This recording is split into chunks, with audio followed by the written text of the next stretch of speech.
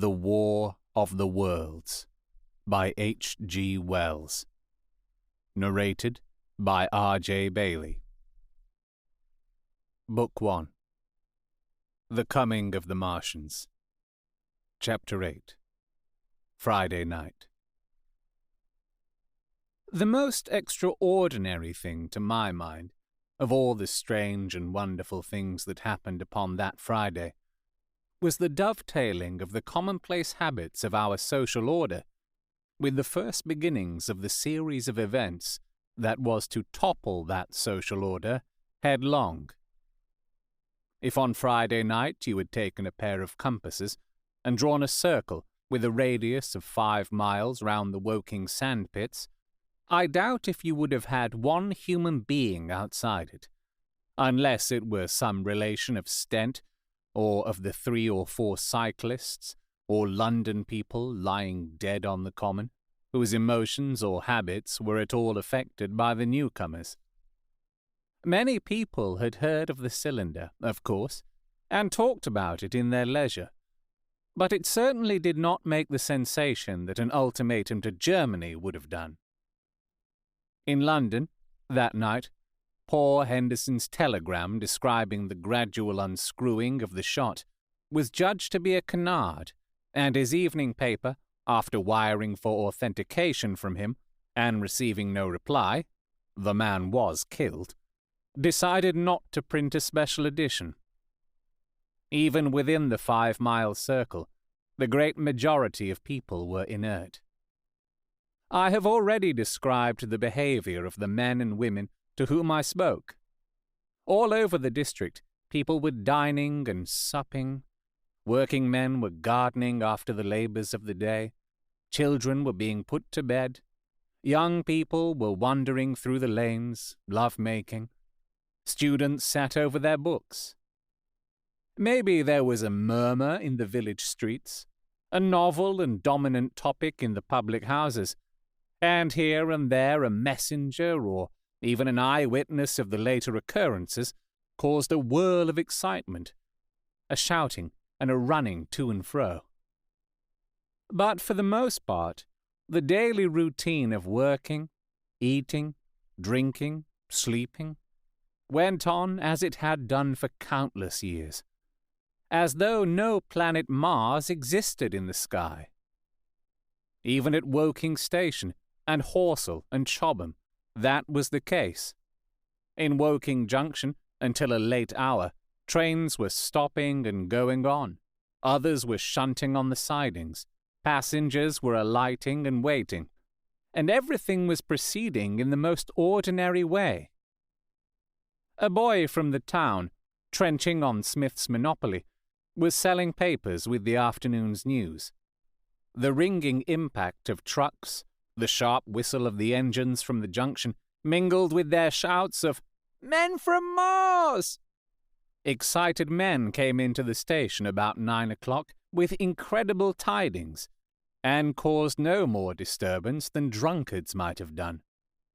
People rattling Londonwards peered into the darkness outside the carriage windows, and saw only a rare, flickering, vanishing spark dance up from the direction of Horsell, a red glow and a thin veil of smoke driving across the stars, and thought that nothing more serious than a heath fire was happening.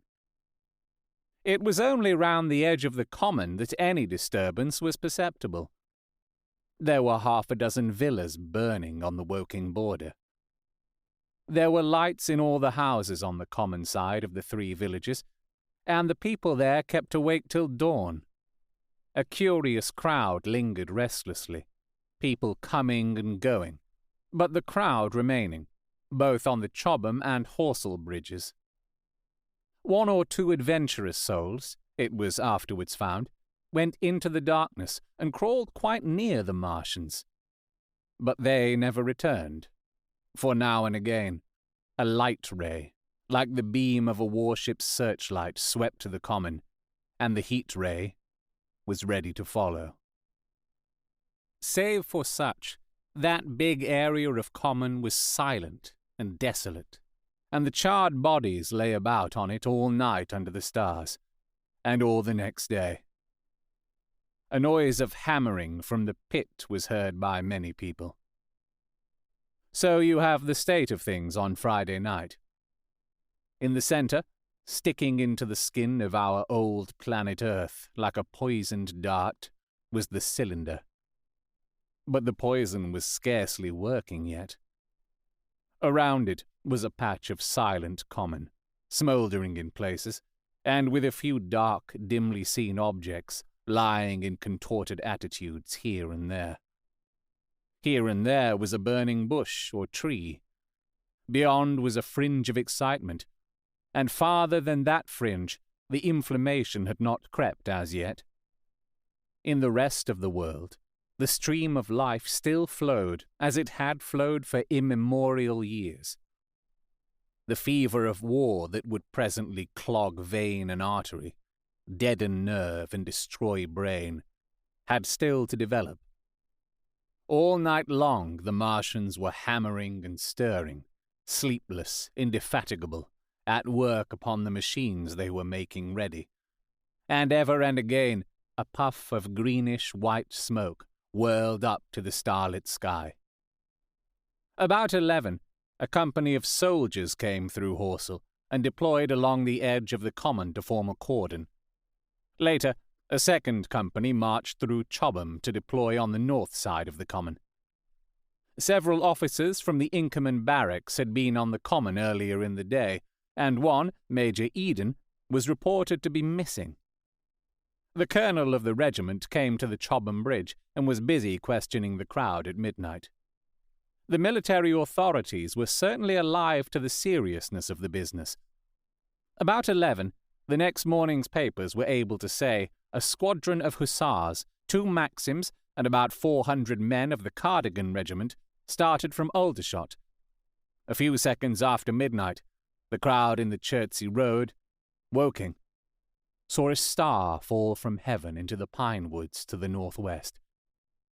It had a greenish colour and caused a silent brightness like summer lightning. This was the second cylinder.